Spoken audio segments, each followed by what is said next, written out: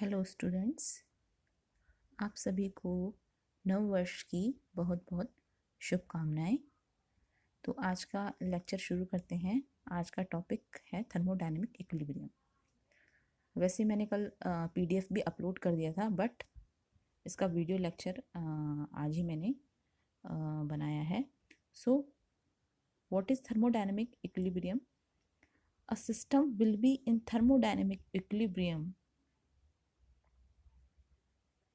if the property remain invariant with time and that should be uniform within the system. System thermodynamic equilibrium में कब रहेगा? अगर उस system की जो प्रॉपर्टीज़ हैं वो टाइम के साथ वेरी ना करें, बदले ना, इनवेरिएंट रहें। Okay, and that should be uniform with in the system, और वो सिस्टम के अंदर क्या रहे? एक जैसी रहे। सो कोई भी सिस्टम थर्मोडायनेमिक इक्विलिब्रियम में रहेगा, उसके दो तरीके हैं। It can be obtained by two ways, either by allowing the system boundary to be such that what, कि सिस्टम एंड सराउंडिंग्स के बीच में क्या हो? इंटरेक्शन ना हो। ओके, तो एक तो क्या तरीका है कि सिस्टम बाउंड्री को, सिस्टम की जो बाउंड्री है उसको ऐसा बना दिया जाए कि सिस्टम जो है सराउंडिंग के साथ इंटरेक्शन ना कर पाए। ओके, दूसरा तरीका क्या है कि सिस्टम की प्रॉपर्टीज एंड सराउंडिंग की प्रॉपर्टीज क्या रहें? सेम रहें। ओके, सो इन दो तरीकों से थर्मोडायनेमिक इक्विलिब्रियम को प्राप्त किया जा सकता है। Okay, now what is thermodynamic equilibrium? Actually a system will be in thermodynamic equilibrium when the system is in thermal equilibrium, mechanical equilibrium and chemical equilibrium. कोई सिस्टम थर्मोडायनेमिक इक्विलिब्रियम में कब होगा? जब वो थर्मल इक्विलिब्रियम में भी हो, mechanical equilibrium में भी हो और केमिकल इक्विलिब्रियम में भी हो। ओके, अगर ये तीनों इक्विलिब्रियम में है सिस्टम, तो वो सिस्टम थर्मोडायनेमिक इक्विलिब्रियम में होगा। Okay, so what is thermal equilibrium? First we are discussing about the thermal equilibrium. That what is thermal equilibrium? Okay, so suppose there are two system A and system B, and if they are contacted with each other, they are in contact with each other, so that the heat can flow from one system to another. Okay, ये दो system A and B हैं और इन दोनों को हमने एक दूसरे के कांटेक्ट में रखा है ताकि हीट एक दूसरे से, एक सिस्टम से दूसरे सिस्टम में फ्लो हो सके। ओके, सो एक ऐसी कंडीशन अचीव होगी, जब एक ऐसी कंडीशन आएगी जब दोनों का temperature TA is the temperature of system A and TB is the temperature of system B. So if ऐसी कंडीशन आएगी जब TA is equal to TB होगा, so at that condition or the state, that state will be the state of thermal equilibrium. Okay, and no heat will flow. So thermal equilibrium की condition क्या है? जब दोनों system, दो या दो से ज़्यादा सिस्टम हैं, उनका जो टेम्परेचर है वो क्या हो जाए? इक्वल हो जाए. So that is the condition of the thermal equilibrium. Okay, now let us understanding the thermal equilibrium by the another examples and how it is originated, how the thermal equilibrium is originated. Let us see. So if there is system A, let us consider if there is a system A and system B, and system A has the properties XA and YA. Similarly, system B has the property XB and YB. तो दोनों system है और इनकी अलग अलग properties हैं. System A की suppose X A Y है एंड सिस्टम बी की X B Y B property है. ओके, कैरेक्टरिस्टिक वैल्यूज़ जैसे कि हमने पढ़ा है, प्रॉपर्टीज़ क्या है? Characteristic values of that system which describe the system. ठीक है, तो ये दोनों एक एडियाबेटिक वॉल से क्या है? सेपरेटेड हैं. सपोज ये system A and system B both are system A is separated by the system B from the system B by a adiabatic wall. And what is adiabatic wall? Adiabatic wall ऐसी wall है जिससे कि heat cannot flow. heat जो है इसमें से आसपास नहीं हो सकती. सिस्टम ए से सिस्टम बी में कोई हीट फ्लो नहीं होगी, सिस्टम बी से सिस्टम ए में कोई हीट फ्लो नहीं होगी, क्योंकि हमने इन दोनों को सेपरेट किया है किससे? एक एडियाबेटिक वॉल से. एग्जाम्पल क्या है एडियाबेटिक वॉल के? Would, felt, asbestos. फेल्ट एक तरीके का सॉफ्ट क्लोथ होता है जो कि वूल से बना होता है. ओके, नाउ एडियाबेटिक वॉल जो है ये कैसे काम करती है? It is sufficiently strong to bear the stress due to the pressure or due to the imbalancing property between A and system B. Okay, तो सिस्टम ए और सिस्टम बी के बीच में इम्बैलेंसिंग जो प्रॉपर्टी है उसके द्वारा जो इस वॉल पे जो स्ट्रेस होगा ये उसको सहन कर सकती है. ओके, सो अगर हम इस पूरे सिस्टम को, ये जो system A and system B and they are separated by the adiabatic wall, इस पूरी थिंग को अगर हम क्या कर दें? आइसोलेट कर दें सराउंडिंग्स से, then what will happen? It has been observe that X A Y A and X B Y B, any values of these properties and these quantities are available. If the whole system is isolated, x a y a या x b y b इनकी कोई भी values जो हैं वो available है. Okay, अब हमने क्या किया कि यही system A and system B लिया, बट उनकी प्रॉपर्टीज भी सेम है. System A and system B की प्रॉपर्टीज भी सेम है.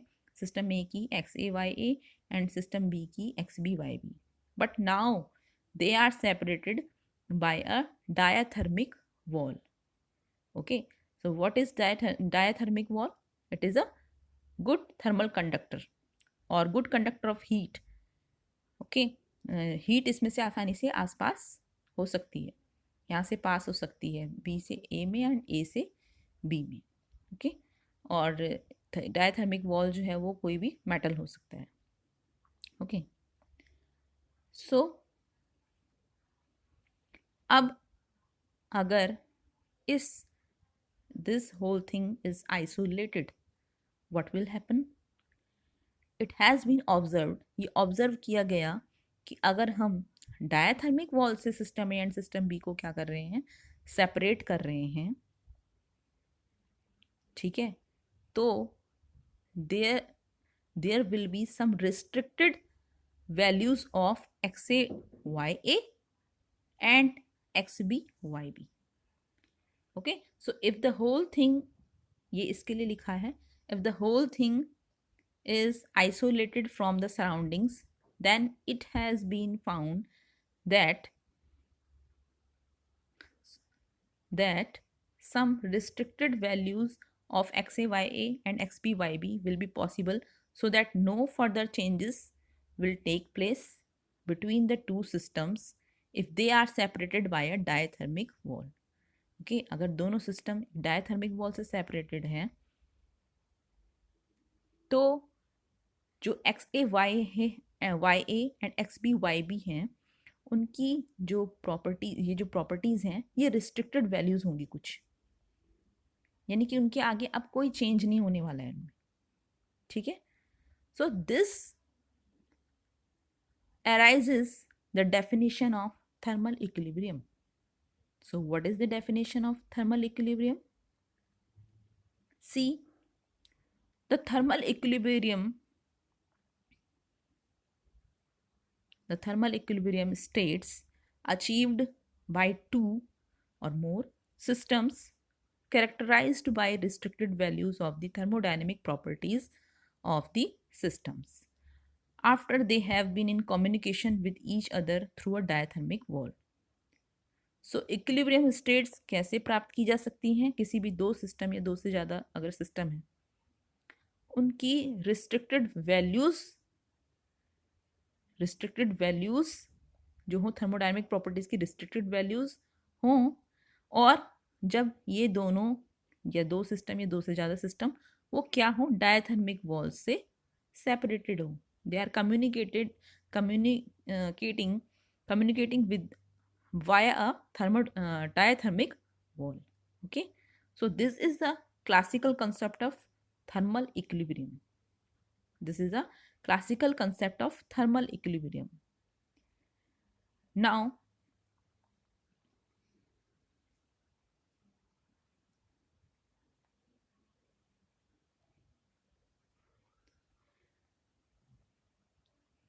Now how this arises the zeroth law. अब इससे जो है zeroth law का कैसे origin हुआ? So this can be explained by this example. So if अब हमने क्या किया, सिस्टम ए और एक सिस्टम बी लिया, एक सिस्टम ए लिया हमने एंड एक सिस्टम हमने लिया बी, और एक तीसरा सिस्टम लिया हमने सी, और इनकी भी कुछ अपनी प्रॉपर्टीज़ हैं. सपोज सिस्टम ए की है X A Y A, system B की है X B Y B, system C की है X C Y C. These are the intensive और extensive properties of the system respectively. Okay, now system A is separated by system B via adiabatic wall. An adiabatic wall, एक adiabatic wall से system A and system B क्या है, separated है. Similarly अब हमने क्या किया, system A and system B तो एक एडियाबेटिक वॉल से सेपरेटेड है, और सिस्टम C और system A and system B के जो सेपरेशन है वो किससे है, एक डायथर्मिक वॉल से. ओके, यहाँ हमने एक डायथर्मिक वॉल लगा दी, यहाँ एडियाबेटिक वॉल है. ओके, सो हमने क्या देखा, अब डायथर्मिक वॉल है तो ये तो हीट को फ्लो होने देगी. ओके, हीट फ्लो हो सकती है सिस्टम सी से सिस्टम ए में, सिस्टम बी से सिस्टम सी में, सिस्टम ए से सिस्टम सी में. ओके, तो क्या होगा, system, it has been found that system A is in equilibrium with system C and system B is in equilibrium with system C. तो सिस्टम ए system सी के साथ थर्मल इक्विलिब्रियम में है एंड सिस्टम बी सिस्टम सी के साथ thermal equilibrium में है. अब हमने ये वॉल्स भी हटा दी, एडियाबेटिक वॉल हटा दी, डायथर्मिक वॉल हटा दी, इस सिस्टम को सेपरेटेड कर दिया हमने अलग अलग. अब नाउ हमने क्या किया, सिस्टम ए और सिस्टम बी को, इन दोनों को एक डायथर्मिक वॉल से सेपरेट कर दिया. ओके, लेकिन सिस्टम ए और सिस्टम बी जो हैं वो क्या हैं, they have achieved the thermal equilibrium. Okay, thermal equilibrium में थी. अब हमने इसको क्या करा, सिस्टम ए और सिस्टम बी को डायथर्मिक वॉल से सेपरेट कर दिया. So now we see that properties would not be change. Okay, अब हम देख रहे हैं कि इनकी प्रॉपर्टीज चेंज नहीं हो रही है. ठीक है, तो यहाँ से जो एक लॉ की जो उत्पत्ति हुई वो क्या हुई, that is the zeroth law, that when two bodies are or systems are in thermal equilibrium with a third one, then they are in thermal equilibrium with each other. यही हमने इस एग्जाम्पल में भी देखा कि system A is in thermal equilibrium with system C and system B is in thermal equilibrium with system C. Okay, और उसके बाद सिस्टम ए और सिस्टम बी को हमने अलग से देखा, डायथर्मिक वॉल से सेपरेटेड हैं। Then we have found that system A is in thermal equilibrium with system B. Okay, so this thermal equilibrium and zeroth law gives rise to the concept of temperature.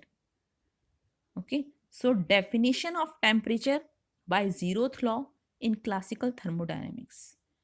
Temperature की definition तो वैसे आपने पहले भी पढ़ी होगी, but यहाँ पर क्या है, definition of temperature by zeroth law. Zeroth law के द्वारा जो टेम्परेचर की definition I in classical thermodynamics, so what is that? The definition of temperature is a thermodynamic property that determines whether or not a system is in thermal equilibrium with other systems. Okay, so वो thermodynamic property है system की, किसी system की, जो कि क्या determine करती है दैट वो सिस्टम क्या हो, थर्मल इक्विलिब्रियम में है या नहीं किसी अन्य सिस्टम के साथ। Okay, so for thermal equilibrium the gradient of temperature has to be zero. Temperature में कोई बदलाव नहीं होना चाहिए, टेम्परेचर में बदलाव zero, so gradient of the temperature has to be zero. Okay, now जो मैंने नोट्स दिए थे, पीडीएफ जो दिया था कल, उसमें मैकेनिकल इक्विलिब्रियम और केमिकल इक्विलिब्रियम की जो डेफिनेशंस थी वो भी लिखी हुई थी, तो आप उसको ज़रा देखिए। केमिकल इक्विलिब्रियम और मैकेनिकल इक्विलिब्रियम की जो डेफिनेशन है वो क्या लिखी है। सो मैकेनिकल इक्विलिब्रियम, और यहाँ भी देखिए इसमें कि मैकेनिकल इक्विलिब्रियम इज़ व्हाट। अच्छा, ये पहले आप उसमें देख लीजिए definition. It may be defined as a state of the system in which no pressure or elastic stresses are experienced by the system and there are no any unbalanced forces between the system and its surroundings. Okay, system और surrounding के बीच में अगर क्या ना हो, कोई unbalanced force ना हो। ठीक है, so mechanical equilibrium is what with respect to work transfer between the system and the surroundings. ठीक है, तो इसका एग्जाम्पल आप ऐसा एक एग्जाम्पल देख सकते हैं, जैसे कि एक सिलेंडर है और उसमें एक पिस्टन लगा हुआ और गैस फिल्ड सिलेंडर है। ओके, और पिस्टन लगा है, ये सिलेंडर है,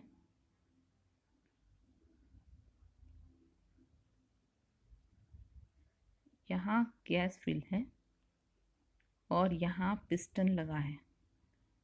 ओके, सपोज इस पिस्टन के ऊपर कई वेट्स रखे हुए हैं। ठीक है, तो जब ये इक्विलिब्रियम होगा, मैकेनिकल इक्विलिब्रियम में होगा ये सिस्टम और सराउंडिंग क्या है, सिस्टम यहाँ गैस और सराउंडिंग इसका क्या हो गया, पिस्टन हो गया। तो ये जो है एक सिस्टम है, तो ये सिस्टम क्या है, मैकेनिकल इक्विलिब्रियम में है। ओके, जब कब मैकेनिकल इक्विलिब्रियम में है, जब यहाँ से भी कोई प्रेशर, कोई फोर्स नहीं लग रहा है इस पिस्टन पे, और इस पिस्टन से भी कोई एक्स्ट्रा फोर्स, प्रेशर नहीं लग रहा। Okay, so that is the state of mechanical equilibrium.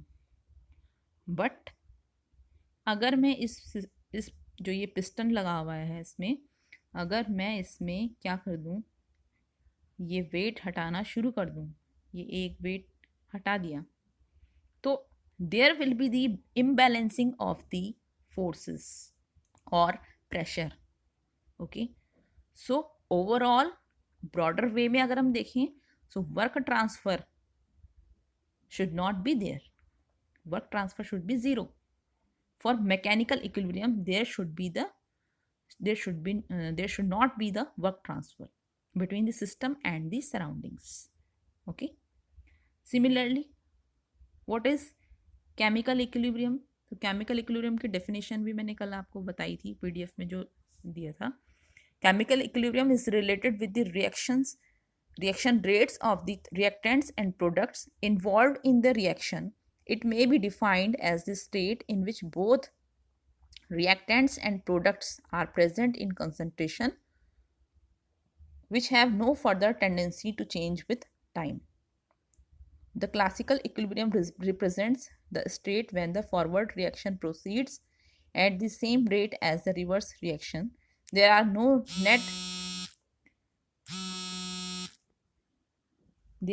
net changes in the concentrations of the reactant and product at equilibrium state.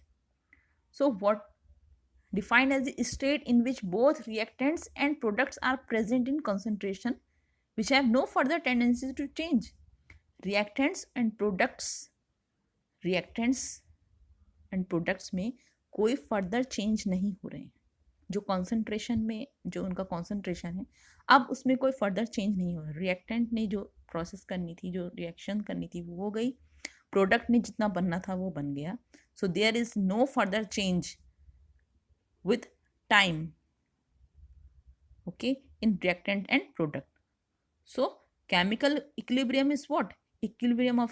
Chemical equilibrium of system is with respect to the chemical reaction and mass transfer. There should not be the mass transfer, okay. So and mechanical equilibrium में हम कह सकते हैं कि present pressure gradient has to be zero. Pressure gradient has to be zero. Pressure जो है same रहना चाहिए, ओके, यूनिफॉर्म होना चाहिए पूरे सिस्टम में, okay. So this was all about the thermodynamic equilibrium and zeroth law and concept of temperature. So कल हम और डिस्कस करेंगे ज़ीरोथ लॉ के बारे में. Thank you.